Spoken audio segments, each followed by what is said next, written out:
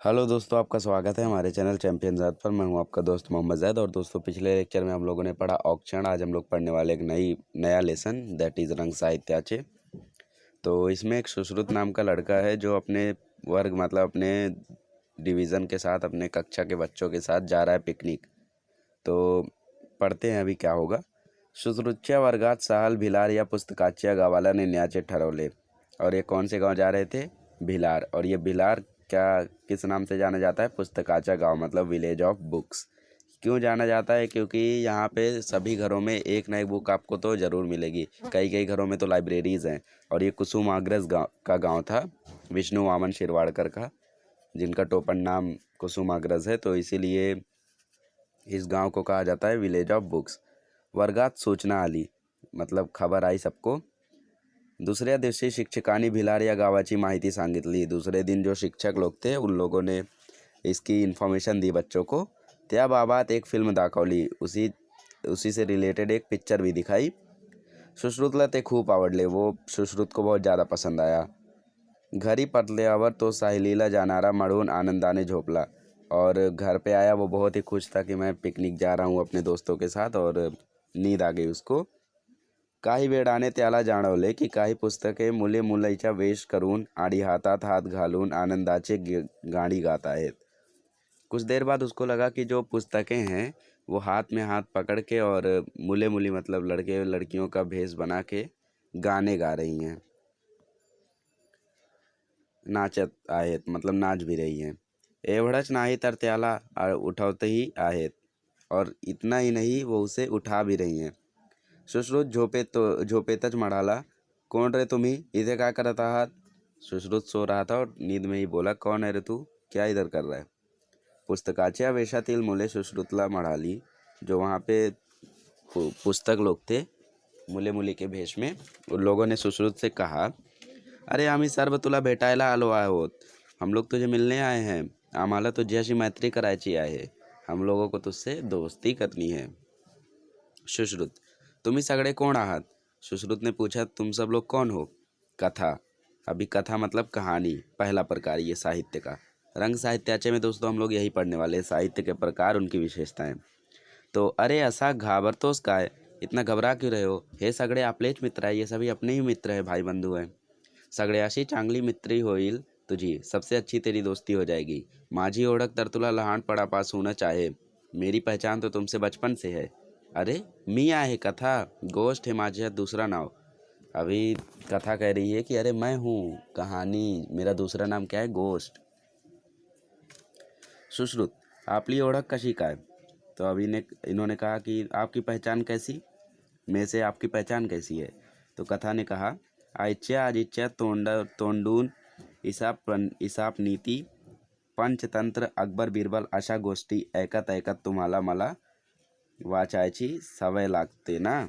अभी यहाँ पे कह रहे हैं कि जब आपकी मम्मी, आपकी नानी आपको कहानियाँ सुनाती हैं, आपकी दादी नानी सभी आपको कहानियाँ सुनाती हैं, तो उसी समय आपको कहानियाँ सुनने की आदत लग जाती है, और उसी समय से हमारी पहचान है।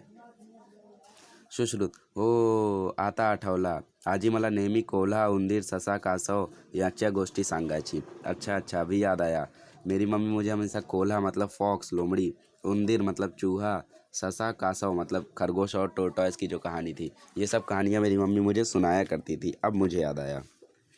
अब कथा करिए। बरं का सुश्रुत, आकर्षक शुरुआत आणि परिणामकारक शेवट ही माझी वैशिष्ट्य। कथा कह रही है इनकी वैशिष्ट्य क्या है? आकर्षक शुरुआत मतलब कि अच्छी शुरुआत, और फिर परिणामकारक मतलब घटना के बाद जो भी परिणाम हुआ, रिजल्ट अच्छा है, वो इनकी खास बातें हैं। सुश्रुत, तुझे काही प्रकार असतात का? कारण आज मराठीच्या मॅडम म्हणाल्या आपण साहस कथा शिकूया।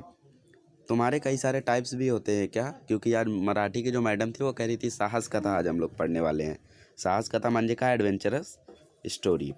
तो कथा बोले, अगदी बरोबर, सही कहा, हमारे बहुत सारे टाइप्स होते हैं, जैसे परी कथा, बोध कथा, विज्ञान कथा, ऐतिहासिक कथा म्हणजे fairy tale, moral lessons, scientific lessons, historical lessons, हे माझे अनेक प्रकार आहेत। इन्होंने कहा ये सब मेरे अनेक प्रकार हैं। शिवाय नाटक, मालिका, चित्रपट या सर्व ललितकाचा पाया म्हणजे मी। और कहते हैं कि नाटक जो लिखा जाता है, जो मालिका मतलब जो सीरियल होता है, जो चित्रपट होता है, जो स्क्रिप्ट लिखी जाती हैं, उन सभी की जो पाया मतलब जो उनका सबका नींव है वो मैं ही तो हूँ। अगर मैं कहानी ही नहीं रहूँगी तो उन लोग का स्क्रिप्ट कैसा रहेगा। मूळ कथा दर्जेदार असल्याशिवाय कोणतीही कलाकृती उत्तम होऊ शकत नाही।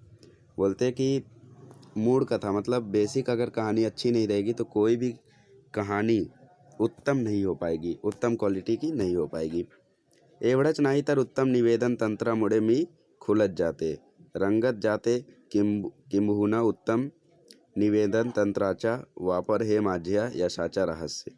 कहते हैं कि जो मेरा निवेदन तंत्र है मतलब जो मेरे डायलॉग्स है, इनोवेशंस है, इंटोनेशंस, एक्सप्रेशन है, इन सभी के कारण मेरा जो यश, मेरे को जो सफलता मिली है, यही सब मेरे रहस्य है। सुश्रुत, तुला निर्माण करणाऱ्या लेखकाचं नाव मला सांग ना। अब सुश्रुत पूछ रहा है कि कथा को किसने बनाया है, उनका नाम तो मुझे बताओ।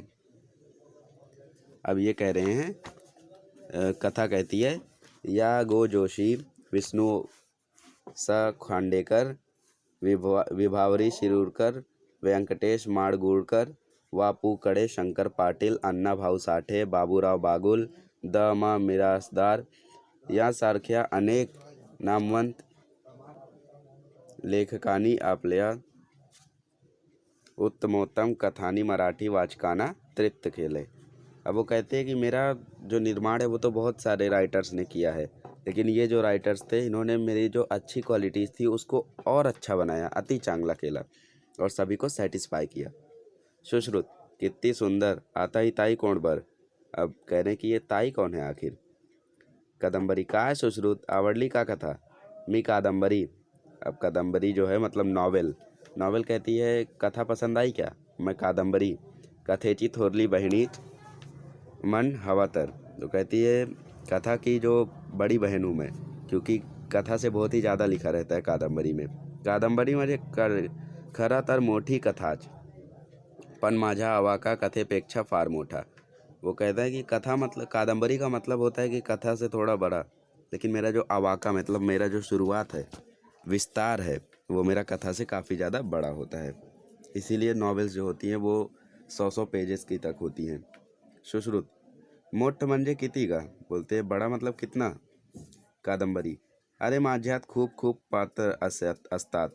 कहते अरे मेरे अंदर बहुत सारे कैरेक्टर्स होते हैं, त्याचा परस्पर संबंध असतो, उनके बारे में परस्पर मतलब एक दूसरे के बारे में संबंध होते हैं उसमें। विविध घटना प्रसंगातून माझे कथानक हळूहळू उलगडत जाते और धीरे धीरे जैसे जैसे प्रसंग, जैसे जैसे घटना घटती है वैसे वैसे सबको समझने लगता है। वाचता वाचता माझ्यातील पात्र तुम्हाला ओळखीची वाटू लागतात, आपल्यातील भासू लागतात। पढ़ते पढ़ते आपको सभी कैरेक्टर्स की पहचान हो जाती है, सभी आपको लगने लगते हैं। अनेक अनपेक्षित वर्ण घेत घेत मी वाचकानी उत्कंठा वाढते हो। और जैसे जैसे वो आगे पढ़ते जाते हैं वैसे वैसे रीडर की मैं एक्साइटमेंट बढ़ा देती हूँ, सस्पेंस ज़्यादा क्रिएट करती हूँ। आता या कथानकात पुढे काय होईल और इसके बाद क्या होगा, इसके बाद क्या होगा, ऐसा विचार उनके दिमाग में रम्माण होते रहता है। सुश्रुत, खरंच तुझा आवाका खूपच मोठा है। सही बोला आपने, आपका जो विस्तार है वो बहुत ही बड़ा है। कादंबरी, बरा का सुश्रुत, साहित्य क्षेत्रातील सर्वोच्च मानाचा ज्ञानपीठ पुरस्कार विष्णू स खांडेकर याच्या या कादंबरी मिळाला। और वो कहते हैं कि जो सबसे बड़ा बुक्स का पुरस्कार है दैट इज़ ज्ञानपीठ, ये वी स खांडेकर को मिला था। और ये किस नॉवेल पर मिला था, ययाति पे। तेव्हा मराठी माणसाचा ऊर अभिमानानं भरून आला। और उसके बाद जो मराठी साहित्य के जो लोग थे, ऊर था, हृदय था उनका, वो अभिमान से भर गया। और इतनी देर में कविता आई। सुश्रुत, ओळखलास का मडा। अरे मी काय है कविता। सुश्रुत से पूछा, अरे पहचाना मुझे, मैं कविता हूँ। आपली तर फार पूर्वीपासून चांगली ओळख आहे। कहती है बचपन से ही हमारी बहुत ही अच्छी दोस्ती है, नाही का, नहीं है क्या। तुमच्या पाठ्यपुस्तकातल्या सगळ्या कविता तुम्ही तालासुरात म्हणता। कहते हैं तुम्हारी जो टेक्स्ट बुक में कविताएं रहती हैं वो तुम तालासुरात मतलब एक लय में पढ़ते हो ताई, मला आठवते। हाँ मुझे याद है। ही आवडते मज मनापासूनच साड़ी। वो कहते हैं कि ये पढ़ने में मुझे काफ़ी मज़ा आता है स्कूल में। आणि श्रवण श्रवण मासी हर्ष मानसी, यह माझ्यावरत्या कविता। और वो कहते हैं कि ये जो कविता है ये मेरी मनपसंद कविताएं हैं। छान हा सश्रुत माझा रूप छोटा सा आटोपशीर, कहते हैं कि जो मेरा रूप है वो छोटा सा आटोपशीर मतलब लिमिटेड है, पर उसके अंदर जो आशा है, जो अर्थ है, वो बहुत ही बड़ा होता है। यमाक अनुप्रास आशा शब्द अलंकारानी, माझा बाह्य रूप आणि उपमा उत्प्रेक्ष रूप का सारखा अर्थ अलंकाराचा माझा अंतरंग समजवून कवी मला अधिक आशय भर्ग करतात। कहते हैं कि जो कवी रहते हैं वो विविध प्रकारांचे अलंकाराचा उपयोग करून माझा वैशिष्ट्य वाढवते, मतलब जो इनका विशेषताएं होती हैं वो कवि लोग बढ़ा देते हैं। किस तरीके से? ये अलंकार का प्रयोग करके। जैसे अग्नि माझी पड़े बाड़ू माता धावे कनवाड़ू, तो डू उड़ू वहाँ पे जो अलंकार का प्रयोग किया गया जिसके कारण लय में पढ़े और कविता को पढ़ के मज़ा आया।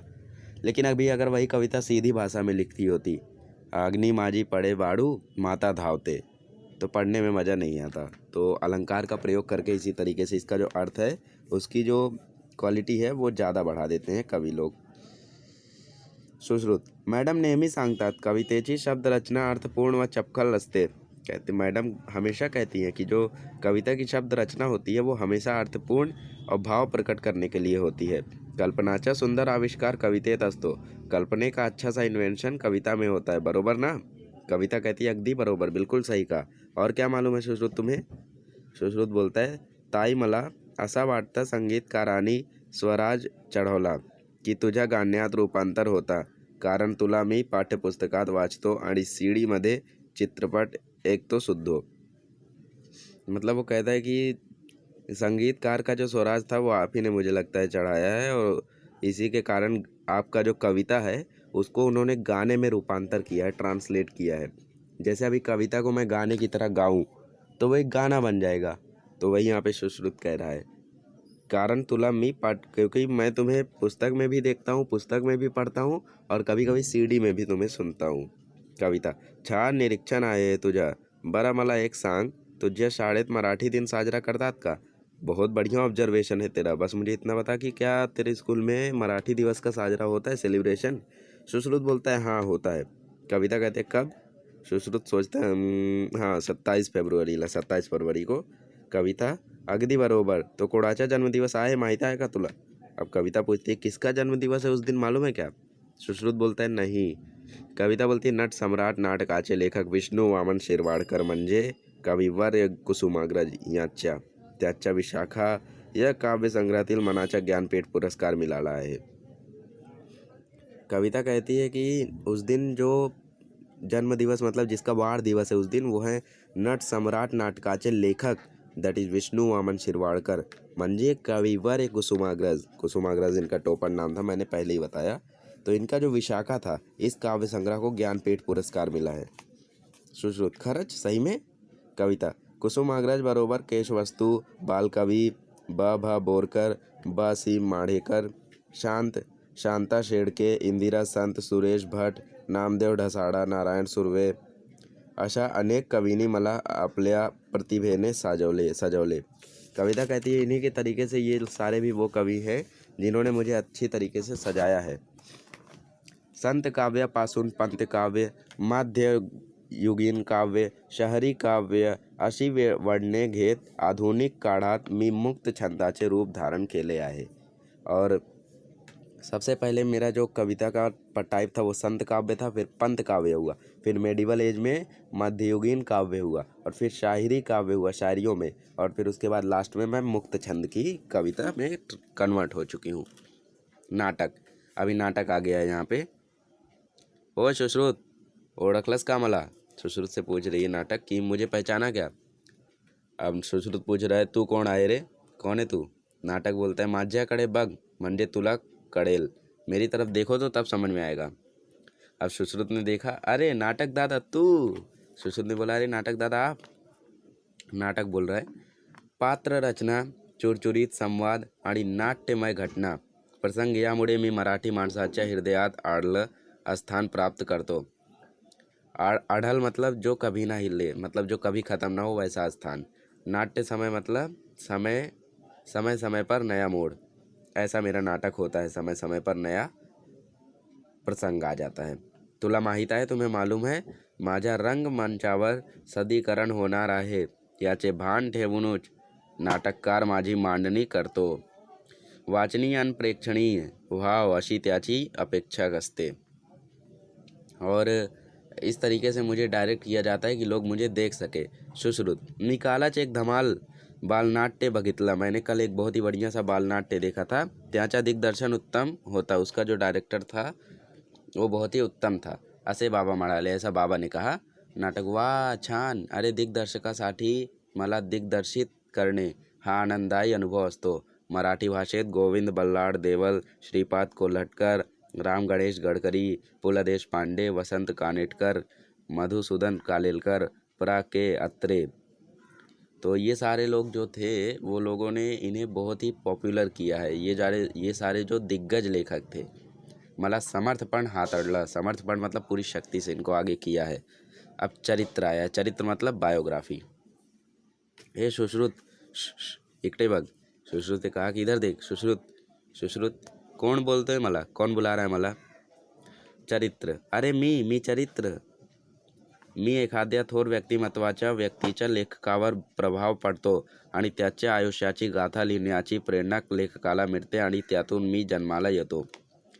चरित्र मतलब बायोग्राफी कह रहा है कि किसी का कोई अगर महान इंसान है और उसकी तरफ किसी की नज़र गई तो उसकी अगर कहानी लिखना चाहता है तो जब वो उसकी कहानी लिखता है तो उस समय मेरा जन्म होता है. सुश्रुत. मॅडम नेहमी म्हणतात की थोराच्या चरित्र सामान्य प्रेरणा देतात म्हणून.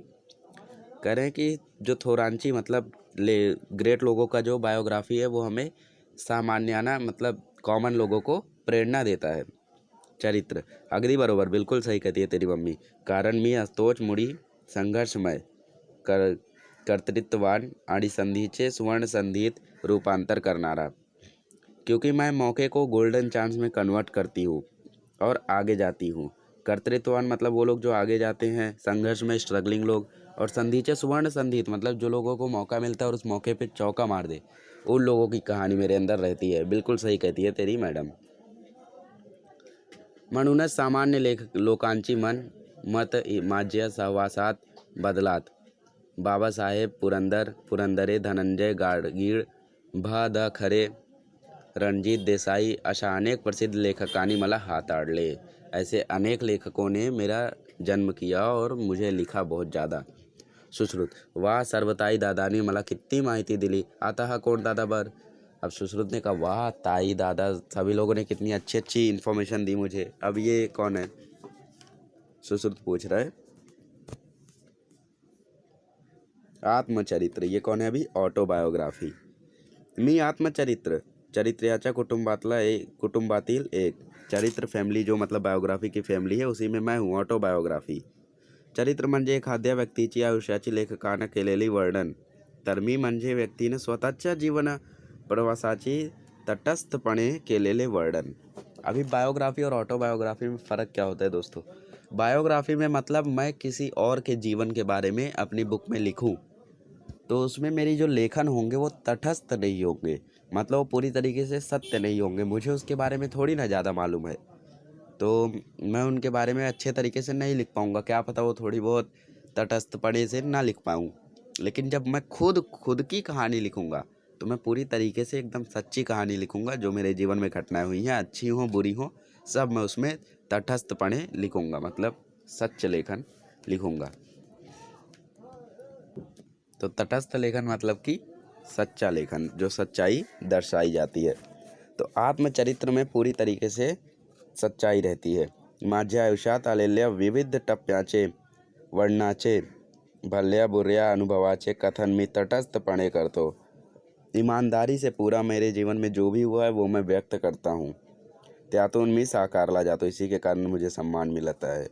स्वतंत्र वीर सावरकर, सुनीता देशपांडे, माधवी देसाई, डॉक्टर जयंत नार्लिकर, डॉक्टर प्रकाश आमटे, मल्लिका अमर शेख, दया पवार, विश्राम बेडेकर, लक्ष्मण गायकवाड हे माझे गाजलेले लेखक. इन लोगों ने मुझे बहुत ही प्रसन्न मतलब कि बहुत ही ज़्यादा प्रसिद्ध किया है. सुश्रुत. अरे सनवाट शेवटी तो कोणता दादा उभा आहे आणि तो माझ्याशी बोलणार नाही का? अभी सुश्रुत ने कहा सब लोग तो आ गए लेकिन वहाँ पे कौन छुपा हुआ है? आप मुझसे बोलोगे नहीं क्या? अभी आया प्रवास वर्णन. मतलब कि ट्रैवेलॉग। ट्रैवेलॉग मतलब जब हम लोग कहीं पे प्रवास सफ़र करते हैं तो वहाँ की जो इन्फॉर्मेशन है वो हम लोग लिखते हैं, तो प्रवास वर्णन। का नहीं बोलना, ज़रूर बोलना। मतलब वो कहते क्यों नहीं बोलूँगा, ज़रूर बोलूँगा। अरे मीच तुला घरी बसून दूर दूरच्या गावी देशी पोहोचवणार आहे। बोलते हैं कि मैं तुम्हें घर पर बैठे बैठे पूरी दुनिया की सैर करा सकता हूँ। किस तरीके से? क्योंकि प्रवास वर्णन में हर जगह की जानकारी लिखी रहती है। अगर आप उसे पढ़ते हैं तो आपको खुद उस जगह का अनुभव अपने आप हो जाएगा। तो वही यहाँ पे प्रवास वर्णन कहते हैं। सुश्रुत म्हणजे आणि ते कसा काय? वो कहते हैं सच में ऐसा हो सकता है क्या? कैसे होगा वो? प्रवास वर्णन माझ्या ते कार्याच आहे, वही तो मेरा काम है। एखाद्या ठिकाणी प्रवास करून आल्यानंतर प्रवासाची प्रेक्षणीय ठिकाणाची रोचक मुद्देसूद आणि जशी इच्छा तशी माहिती वाचकापर्यंत भी पोहोचवतो। कहते हैं कि जब एक इंसान ट्रैवलिंग करके आता है तो पूरा उसका point to point same to same जैसा हुआ पूरा मैं दूसरों तक पहुंचाता हूँ। ही माहिती रटाळ मतलब ही माहिती पूरा रटन करके कंटाळवाणी न होऊ देता रंजक पद्धतीने मनोवेधक भाषेत मांडन हे लेखकाचा कसब। मतलब कि जो लेख होता है उसमें एक अट्रैक्शन होना चाहिए। जो रीडर्स होते हैं वो पढ़ते पढ़ते बोर नहीं होने चाहिए, उन्हें कंटाड़ा नहीं आना चाहिए। तो कंटाड़ा हम लोग नहीं होने देते हैं क्योंकि उसकी जो भाषा शैली है वो बहुत ही ब्यूटीफुल रहती है। लेखक त्या ठिकाणीच माहितीबरोबर स्वतःचे अनुभव, भावना, निसर्ग सौंदर्य, व्यक्तिविशेष यांच्याही सुरेख मांडणी करतो। उसमें लेखक लोग पूरी इन्फॉर्मेशन के साथ साथ खुद का एक्सपीरियंस, भावनाएं, निसर्ग सौंदर्य, नेचुरल ब्यूटी, व्यक्ति विशेष किसी पर्सन के बारे में उसमें पूरा सुरेख करते हैं। सुश्रुत म्हणजे ना तिकीट, ना विजा, ना बस, ना विमान, मी कुठेही जाऊ शकतो, सर्व ठिकाणांना भेट द्यायला तुझ्या माध्यमातून। तो कहते हैं कि मतलब ना टिकट चाहिए, ना वीज़ा चाहिए, ना बस चाहिए, ना प्लेन चाहिए, मैं ऐसे ही कहीं पर भी जा सकता हूँ। हर जगह पर मैं जा सकता हूँ सिर्फ आपके माध्यम, आपके सोर्स से। अगदी बरोबर आणि होच माझे वैशिष्ट्य, हेच माझे वैशिष्ट्य। अभी करें बिल्कुल सही और यही मेरी खासियत है। म्हणूनच मला गंगाधर गाडगीळ, रा भी जोशी, पु ल देशपांडे, रमेश मंत्री, मीना प्रभु अशा मोठ्या लेखकांनी आपलं करून प्रसिद्ध केलं। और कहते हैं कि मुझे इन्हीं लोगों ने लिख लिख के प्रसिद्ध किया है। इसमें पु ल देशपांडे भी हैं दोस्तों, जिन्होंने उपास लिखा था। सुश्रुत किती छान आहे तुम्ही सगळेजण, कितने अच्छे हैं आप सभी, तुमच्याशी मैत्री करायला खूप आवडेल मला। कहते हैं कि आप सभी से दोस्ती करके मुझे बहुत ही ज़्यादा अच्छा लगा। तुमच्यासारखा निस्वार्थी मित्रामुळे माझा मनोरंजन ही होईल, ज्ञान ही वाढेल आणि त्यामुळे माझे लेखन ही सुधारेल। वो कहते हैं कि आप सभी से निस्वार्थ भावना से दोस्ती करके मेरा बहुत मनोरंजन हुआ, मेरा ज्ञान भी बढ़ा और उसके कारण मेरा जो लेखन है वो भी सुधरा। अभी ये समझ गए सुश्रुत कि जब कविता लिखे तो किस तरीके से लिखें, कहानी लिखे तो किस तरीके से लिखें, प्रवास वर्णन लिखे तो किस तरीके से लिखें। ये सभी चीज़ें इसने सीख ली है, इसलिए कह रहा है कि लेखन भी इसका सुधर गया है। सगळे अभी सब लोग मिलके कहते हैं आणि सगळ्यात महत्त्वाचं म्हणजे आम्ही तुला कधीच सोडून जाणार नहीं। और सबसे इम्पॉर्टेंट ये है कि हम लोग तुझे कभी भी छोड़कर जाने वाले नहीं हैं। अभी यहाँ पे एक कविता दी गई है, सगळे गातात, सब लोग गा रहे हैं। साहित्याचे रंग विविध हे, भूलविती साऱ्या रसिक जना, इंद्रधनु ते सप्त संरंगी जैसे सुशोभित करते गगना। मतलब कि साहित्याचे रंग विविध है, साहित्य के जो प्रकार हैं वो बहुत ही अलग अलग है। भूलविती सार्या रसिक जना, मतलब वो कहते हैं कि भूलविती मतलब अट्रैक्ट करते हैं रीडर्स को, रसिक जना मतलब रीडर्स। इंद्रधनु ते सप्तरंगी जैसे सुशोभित करते गगना, जैसे इंद्रधनुष सप्तरंगी 7 रंग का होता है, पूरे आकाश को कलर कर देता है। धन्य आमुची माय मराठी, धन्य साहित्य संपदा, वाचू आनंदे लिहू निमाने, वाड्मय रसात नाउप सदा। अब वो कहते हैं कि जिस तरीके से 7 रंग होता है उसी तरीके से 7 साहित्य हैं। और वो 7 साहित्य कौन कौन से हैं? कथा, कादंबरी, कविता, नाटक, चरित्र, आत्मचरित्र और प्रवास वर्णन। तो ये 7 रंग हैं साहित्य के। वाचु आनंदे, इसको पढ़ते हैं अच्छे से हैं। लिहु आनंद नित्य, मतलब नेमाने मतलब नित्य तरीके से लिखते हैं। और वाड्मय रसात नाव सदा, वाड्मय के साहित्य में ये नाव मतलब आंघोड़ करने, सदा ये उसी में डूब जाते हैं। धन धन्य साहित्य संपदा, साहित्य के जो 7 प्रकार है वो धन्य हो। धन्य आमुची माय मराठी, हमारी माँ मतलब आई, आज हमारी जो मराठी आई है वो धन्य हो। तो ये एक छोटी सी कविता भी इसमें दी गई थी। और आज मैं आपको एक ख़ास बात बताने वाला हूँ दोस्तों, जो ये नीचे वाक्य प्रचार दिया रहता है इसी में से बोर्ड में आता है। तो आप लोग कोई नोट्स वोट्स का प्रयोग मत कीजिए, सिर्फ टेक्स्ट बुक में जो वाक्य प्रचार दिए हैं उन्हीं को आप लोग अच्छे से पढ़ लीजिए। मात्र 15-16 होंगे, अच्छे से पढ़ लीजिए, आपको एग्ज़ाम में आ जाएंगे। और नेक्स्ट वीडियो में मिलेंगे तो हम लोग पढ़ेंगे जंगल डायरी। ये लिखा है अतुल धामनकर ने।